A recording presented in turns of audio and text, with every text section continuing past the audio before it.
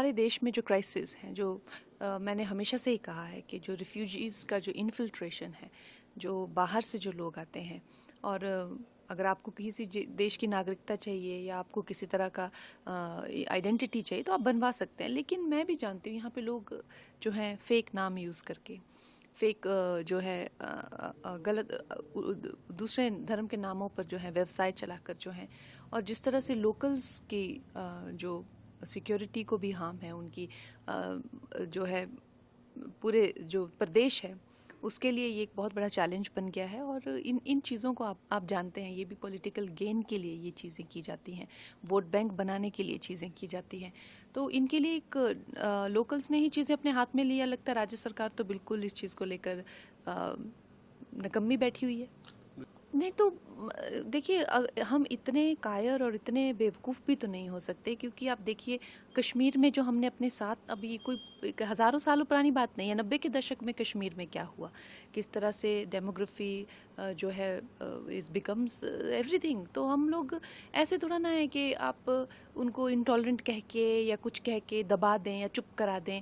I think Himachali जो हैं वो बहुत ही, एक तो सबसे पहले मुझे लगता है बहुत अच्छे लोग होते हैं हिमाचली, वो किसी को भी, लेकिन इस अच्छे का मतलब ये नहीं है कि वो बिल्कुल ही अपने दायित्वों को भूल जाए। अपनी मातृभूमि की रक्षा करना उनका सर्वप्रथम दायित्व है और सभी का ही होना चाहिए। आज तक इतिहास में देखिए ऐसे थोड़ी होता है, जो भूमि होती है, जो बेटियां होती हैं, जो उनका जो रक्षा नहीं कर पाता है, उसका क्या ही परिणाम होता है, वो हमने देखा हुआ है। जिस तरह से मैंने हमेशा ही बताया कि जिस तरह से मैंने इमरजेंसी बनाई है, मुझे फिल्म इंडस्ट्री का तो कोई सपोर्ट था नहीं, और अभी भी I am the producer of the film and G is also the producer of the film. We have coproduce the film and उसके साथ में है we have other partners also. बहुत बड़े बजट की फिल्म है ये, it's made on it's one of the biggest budget films. तो खैर जो इस तरह की एसेट्स होते हैं वो इस वक्त के लिए ही होते हैं। जब डिले रिलीज़ हो रहा है तो सभी पार्टीज जो है, काफ़ी नुकसान सभी को ही, चाहे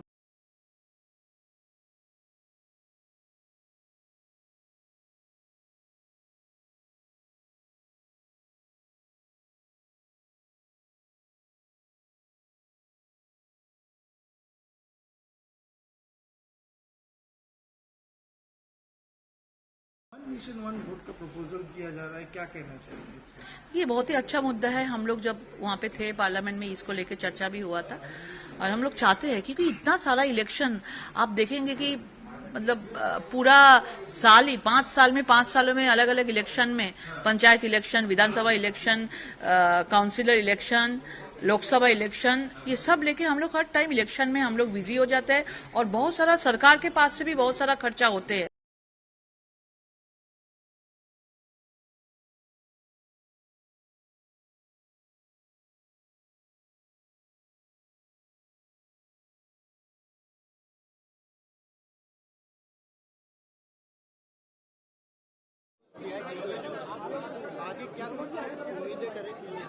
नहीं, बिल्कुल अभी हमारी नई यूथ पॉलिसी भी आने वाली है, और बहुत सारे हर जिले में स्पोर्ट्स यूनिवर्सिटी की घोषणा हुई है, कोचिंग सेंटर्स की हुई है, स्टेडियम्स की हुई है, बहुत सारी चीज़ें जो इस बार बजट में घोषणा हुई है।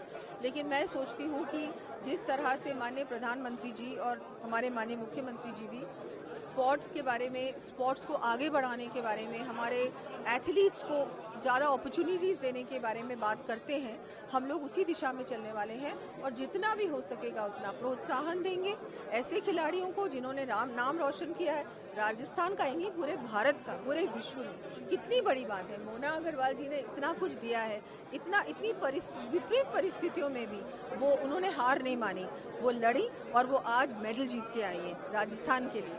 बहुत बड़ी बात है, मुझे बहुत गर्व है कि मेरी विधानसभा से मोना जी हैं। हेलो मैम, क्या नाम है आपका? मधुलिका। आप यही रहते हो न्यूयॉर्क में? जी। पीएम आ रहे हैं, आप सभी से मिलेंगे, क्या कहना चाहते हैं? How excited you are? Very excited, and I would like to start with Namaste Modi ji. A very, very warm welcome to you in USA, in New York City. And we are very thankful for all the important work that you have done for all the people of India. We are sitting so far, and we're so super proud of him sitting here. Like, proud is an understatement, totally.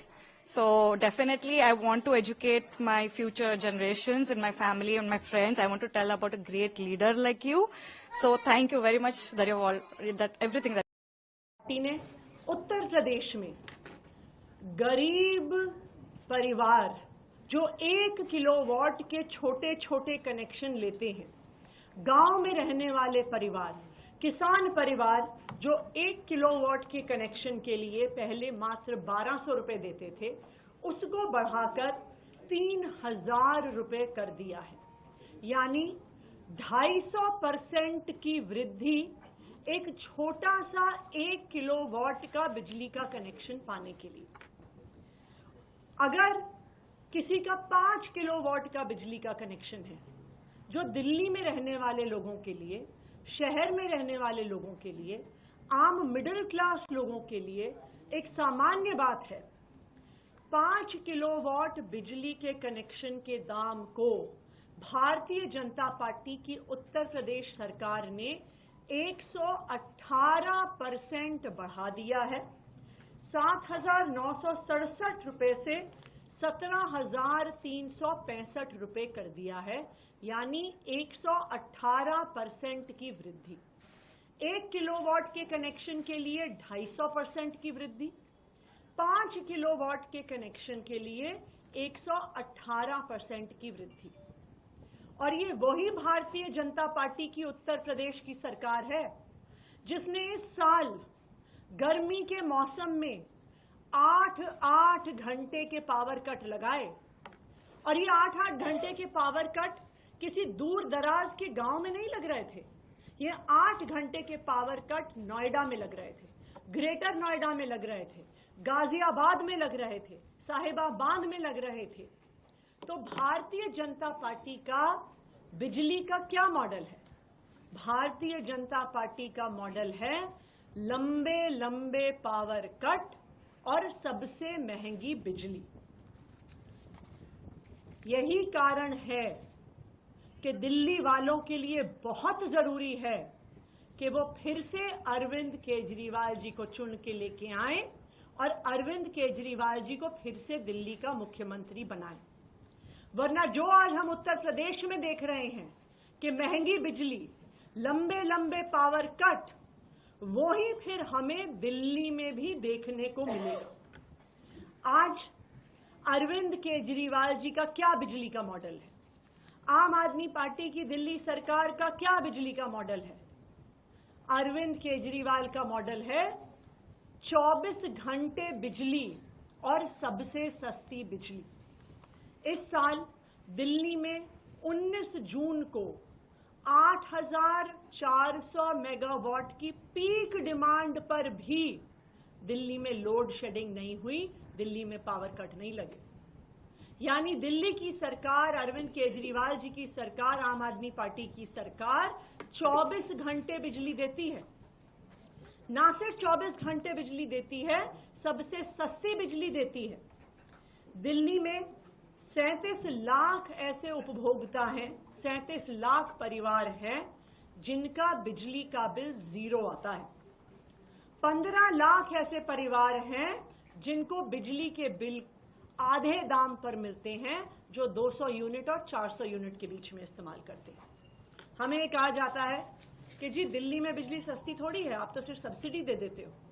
इसीलिए मैं आपके पास आंकड़े लेकर आई हूं कि 400 unit के ऊपर का बिजली का बिल, जहां पर दिल्ली की सरकार कोई सब्सिडी नहीं देती, अगर आप उसको भी भारतीय जनता पार्टी शासित सरकारों से कंपेयर करेंगे तो दिल्ली में सबसे सस्ती बिजली मिलती है। 400 यूनिट का बिल दिल्ली में 980 रुपए का आता है। वही 400 यूनिट का बिल गुजरात में, अहमदाबाद में 2044 रुपए आता है। हरियाणा में, गुड़गांव में, जहां पर भी भारतीय जनता पार्टी की सरकार है, 2300 रुपए आता है। उत्तर प्रदेश में 2900 रुपए आता है, मध्य प्रदेश में 3800 रुपए आता है और महाराष्ट्र में 4460 रुपए बिजली का बिल आता है। यानी मध्य प्रदेश में, महाराष्ट्र में, जहां पे भारतीय जनता पार्टी की सरकारें हैं, वहां पर 400 यूनिट बिजली का बिल दिल्ली से 4 गुना ज्यादा आता है। यानी लंबे लंबे पावर कट और सबसे महंगी बिजली, ये है भारतीय जनता पार्टी का मॉडल। इसीलिए मैं आज सभी दिल्ली वालों से ये कहना चाहती हूं कि जब फरवरी में चुनाव आएगा, दिल्ली वालों को मिलकर फिर से अरविंद केजरीवाल जी को मुख्यमंत्री बनाना है, आम आदमी पार्टी की सरकार बनानी है। तभी दिल्ली में 24 घंटे बिजली और सबसे सस्ती बिजली आएगी।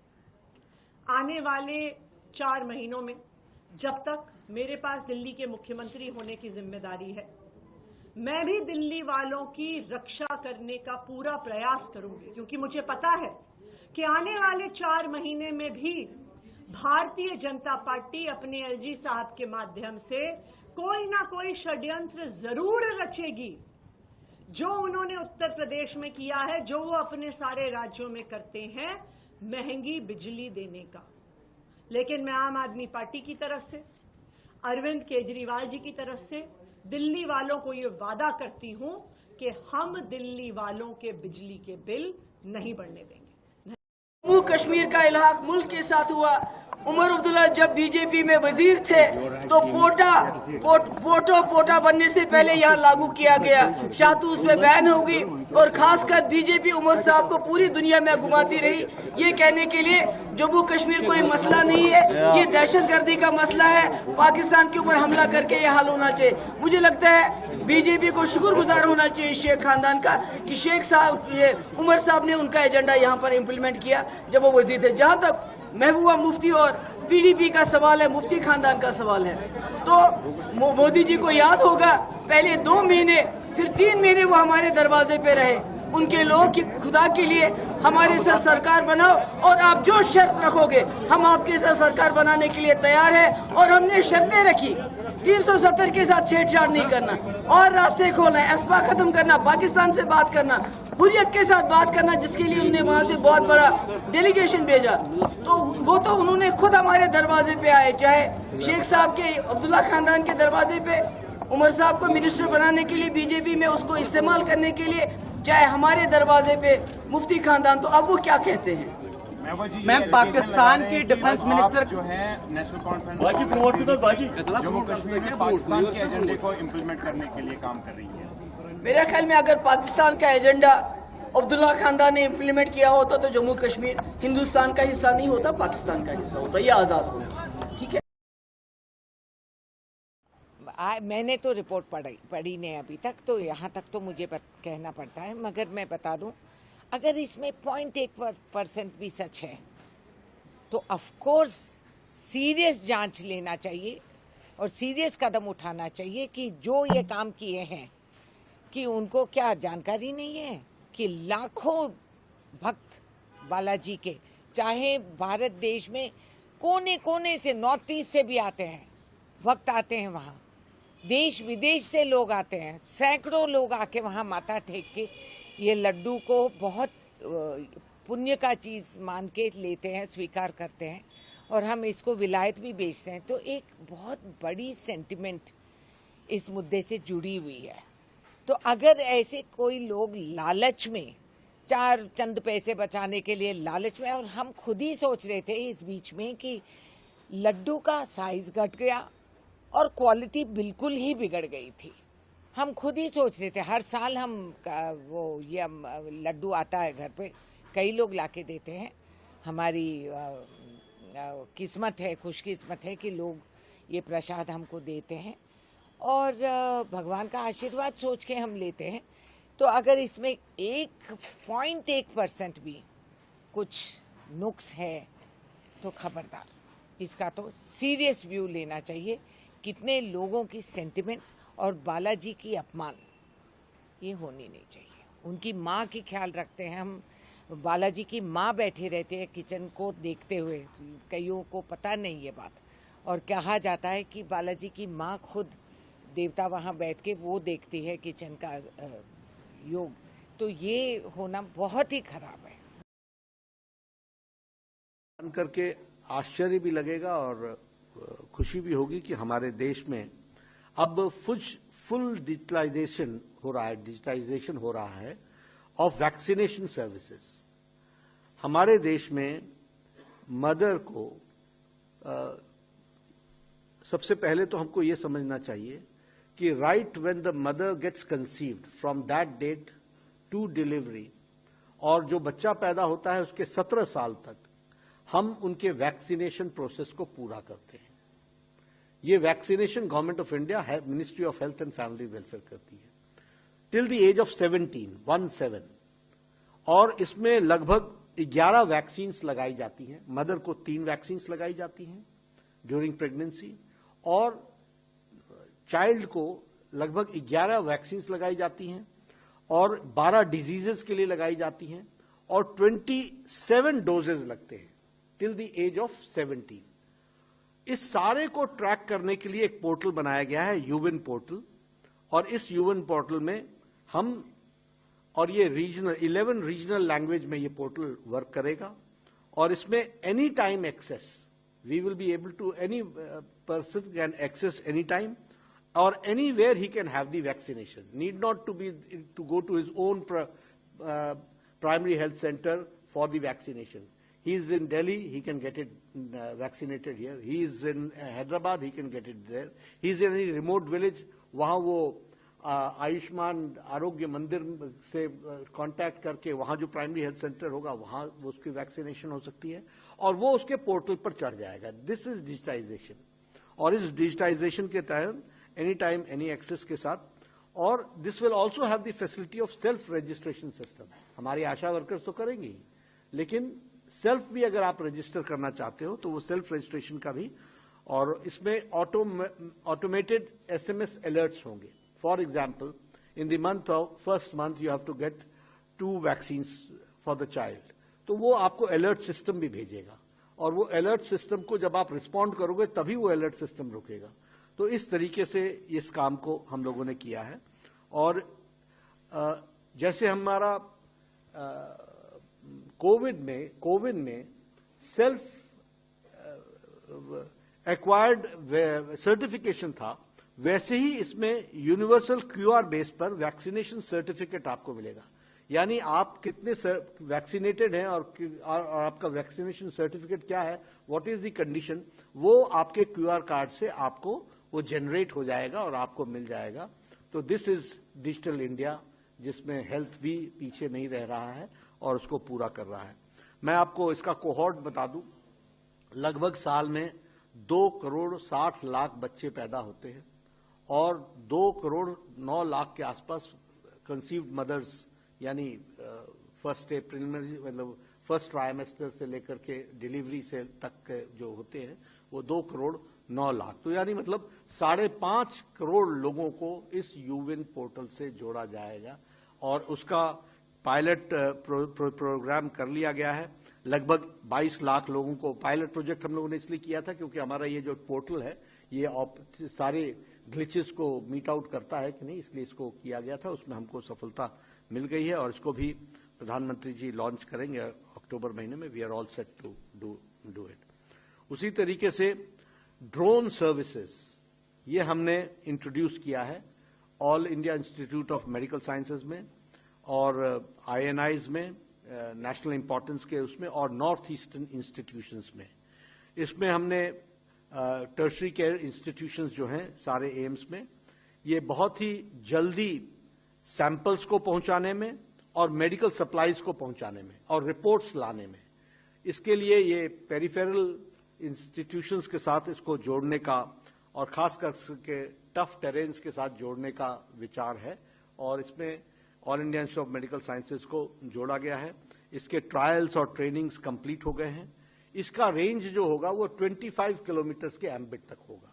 जो इंस्टीट्यूट है उसके 25 किलोमीटर्स के रेंज में हम इसको ऑपरेट करेंगे, और सैंपल्स कलेक्ट करेंगे, और हम मेडिकल सप्लाईज और रिपोर्ट्स पहुंचाने का काम, ये इस काम के लिए इसको यूज किया जाएगा।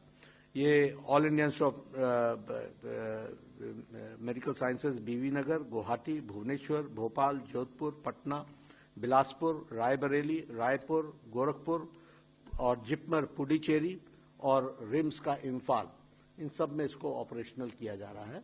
तो ये एक उसी तरीके से अभी शायद आप लोगों ने देख लिया होगा, वो भीष्म का वो देख लिया होगा, नीचे लगाया गया है, नहीं उनकी भीष्म क्यूब्स, नहीं तो हो तो आप इसके बाद मीडिया से इंटरेक्शन के बाद आप जा सकते हैं और उसको देख सकते हैं। उसमें emergency life saving clinic care है डिजास्टर मैनेजमेंट के लिए, और इस डिजास्टर मैनेजमेंट का जो पोर्टेबल और rapidly deployable modular medical facility है, मुझे बताया गया कि 12 मिनट के अंदर हम उसको अनफोल्ड कर सकते हैं और 12 मिनट के अंदर हम उसको ले डाउन कर सकते हैं और डिजास्टर मैनेजमेंट के लिए वो उपयोगी है। उस क्यूब में medicine, equipment, first line of care, injuries और मेडिकल सिचुएशंस में उसको हैंडल करने के लिए है। 10 से 15 सर्जरीज पर डे ये भीष्म क्यूब कर सकता है और लगभग 200 इमरजेंसी केसेस को हैंडल कर सकता है। इस तरीके की इसकी कैपेसिटी है। प्रधानमंत्री जी ने यूक्रेन जब वो गए थे तो उन्होंने वहां पर 4 भीष्म क्यूब्स वहां दिए थे और अब ये भीष्म क्यूब जो है वो हमारे 50 हेल्थ इंस्टीट्यूशंस में डिप्लॉय कर दिया गया है, डिजास्टर मैनेजमेंट के लिए है, जो सेल्फ सफिशिएंट यूनिट है। और मैं चाहूंगा कि आप इस प्रोग्राम के बाद उसको जरूर देखें। हमारा जो घोषणा पत्र का मतलब होता है समाज को सहूलत ज्यादा देना, उनका घोषणा पत्र लालच ज्यादा देना। हम लालच दे करके काम नहीं करते, हम सहूलतें दे के काम करते हैं। लोगों का जीवन सरल बने, आसान बने। जो लोग, वही जमाना था कांग्रेस का कि परिवार के अगर 5 एडल्ट नागरिक होते थे तो 5 लाइन में लगे रहते थे, कोई गैस की लाइन में, कोई राशन कार्ड की लाइन में, कोई तहसीलदार की लाइन में, कोई पटवारी के साथ पास खड़ा है, कोई थाने में खड़ा है। सब लोगों को इतना बिजी कर रखा था उन्होंने। और जो बाकी बचे हुए थे, समाज के ऐसे कामों को कराने के लिए सरकार के बीच में और जनता के बीच में बिचौलियों का काम करते थे। तो इस प्रकार के सारे विषय हमने खत्म कर दिए, भ्रष्टाचार खत्म कर दिया, जनता का जो जीना है वो सरल कर दिया। विंडोज, जो भी विंडोज होती हैं स्थानीय तौर पर कंप्यूटराइजेशन कर दिया। गांव-गांव में आज कोई फर्द भी लेने जाता है तो केवल एक सरकारी फीस दे करके बटन दबाता है, उसको फर्द मिल जाती है। वरना एक किसान को फर्द लेने में 6-6 महीने लग जाते थे। अगर किसी को अपना ड्राइविंग लाइसेंस रिन्यू कराना है, 1 घंटे में जाकर के रिन्यू करा के आदमी आ जाता है। वरना ये लाइसेंस रिन्यू कराना और कितनी वेरिफिकेशन होती है। आज एक गरीब परिवार का जो उनको अपना जाति सर्टिफिकेट चाहिए, पहले महीने लगते थे, तब जाके जाति सर्टिफिकेट बनता था। आज बटन दबाते उसको जाति सर्टिफिकेट मिल जाता है। तो लोगों को जीवन का, यानी जीवन जीने की सरलता, ओल्ड एज वृद्धावस्था पेंशन बढ़ानी है। हमारा सरकारी कर्मचारी उसके घर जाता है, साइन करा के ले आता है, अगले महीने से पेंशन शुरू हो जाती है। राशन कार्ड बनवाने में 1 मिनट नहीं लगता। वरना तो ये राशन कार्ड, इनके समय में 27 लाख राशन कार्ड थे जो केंद्र सरकार की ओर से जो अधिकृत जिनको राशन मिलता था। आज वही राशन कार्ड हमारे 52 लाख हो गए हैं। आयुष्मान भारत जैसी योजना ये कभी जन्म लेके भी नहीं सोच सकते थे, जिसमें पहले 5 लाख रुपया था, आज से 10 लाख रुपया। और 70 साल के बुजुर्ग जितने भी हैं परिवार के, उन सबको अलग से 5-5 लाख रुपया। यानी सपोज अगर 2 बुजुर्ग हैं तो 10 लाख बुजुर्गों का और 10 लाख परिवार का 20 लाख रुपए का लाभ उसको मिल रहा है। और आपकी जानकारी के लिए बता रहा हूँ, क्योंकि हमको तो आंकड़े सारे पता है।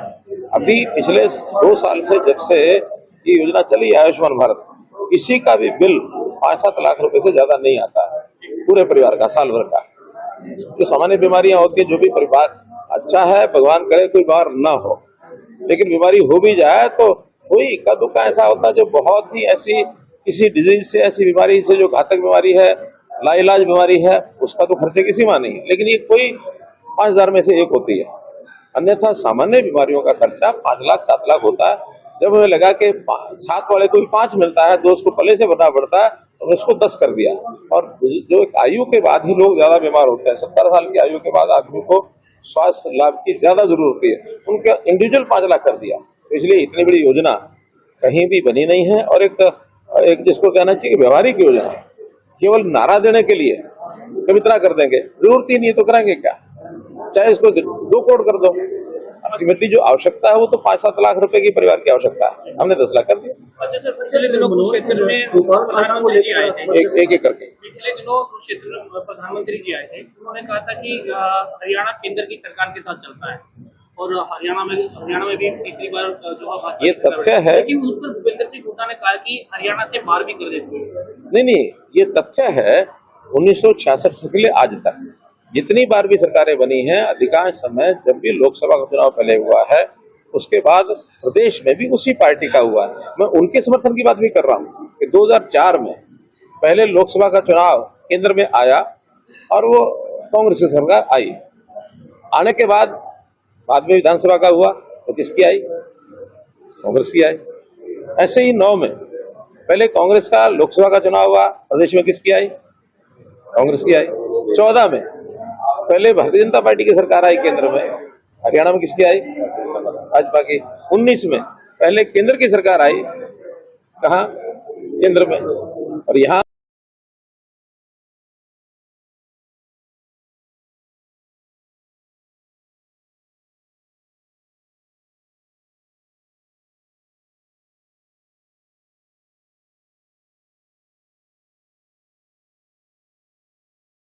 उज्जवल शाह। आप कहाँ से आए?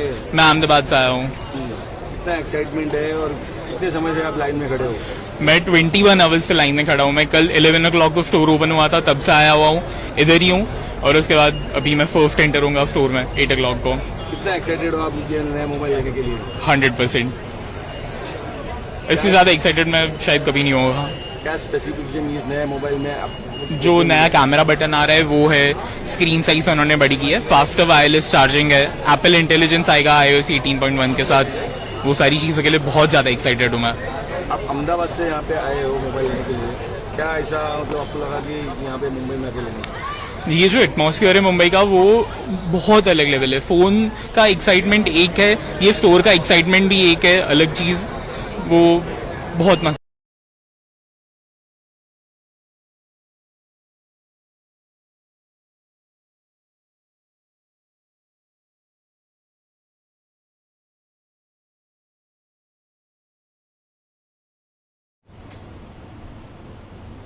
एक छोटा सा सुझाव आपको ये भी मैं सजेस्ट करूंगा कि आज के समय में सामान्य तौर पर यह होता है कि जब हम सर्विस ज्वाइन करते हैं तो अपने को अपडेट रखना, अपने को पढ़ाई करना, मतलब कंपटीशन के लिए आपने इतना मेहनत किया होगा, इतनी पढ़ाई की होगी, लेकिन इतनी ही मेहनत आपको आज के समय में अपने आप को अपडेट रखने के लिए, अपने नॉलेज को बढ़ाए रखने के लिए, क्योंकि टेक्नोलॉजी बहुत ही तेजी से बदलती जा रही है और बदलती रहेगी।